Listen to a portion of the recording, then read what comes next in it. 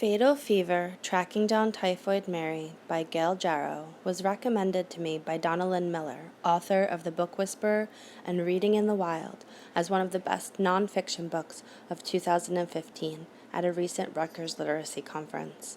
This book would serve as a read-aloud for older students and an independent reading book for upper, middle, or high school students. Typhoid was named after typhus because of the similar symptoms they shared, including headaches, weakness, fever, abdominal pain, red spots on the chest and abdomen, and even death. Like typhus, those that died were in excruciating pain. The scariest thing about typhoid was that if you contracted the disease and survived, you could still spread the disease a month after your symptoms subsided. The disease was spread in two ways: feces on hands getting on food, or feces leaking into groundwater from outhouses.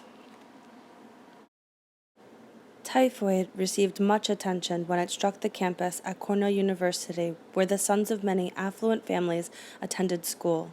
They traced the typhoid to a polluted lake, which supplied the school and nearby towns with drinking water.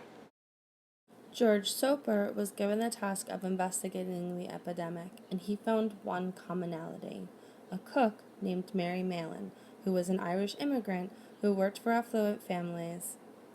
When the families would get sick, she would move on to a new family in order to not get sick herself. Unfortunately, we realized that she was the one that was making everyone sick. George Soper figured this out, and at the same time, Robert Koch, a German scientist, was figuring out that people could be carriers. A carrier is a person who has the disease but has no symptoms and can pass it on to other people. Because there was no cure for typhoid and Mary was a carrier, she was sent to live on North Brother Island in the East River. She was given a small cottage to live in. Soon, the news found out that a Mary, who was also a cook, was giving families typhoid fever, and they quickly named her Typhoid Mary. Unfortunately for Mary, she would spend the rest of her life on the island, and the name would stay with her forever.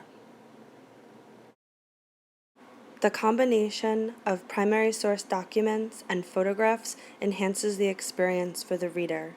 Jarrow also includes a list of famous people who suffered from typhoid fever.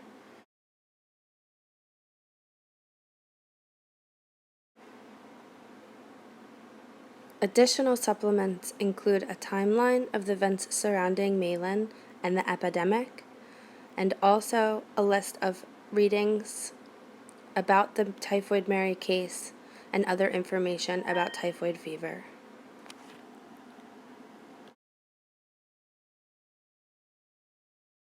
I would recommend this book to anyone who likes real-life mysteries or the study of epidemics.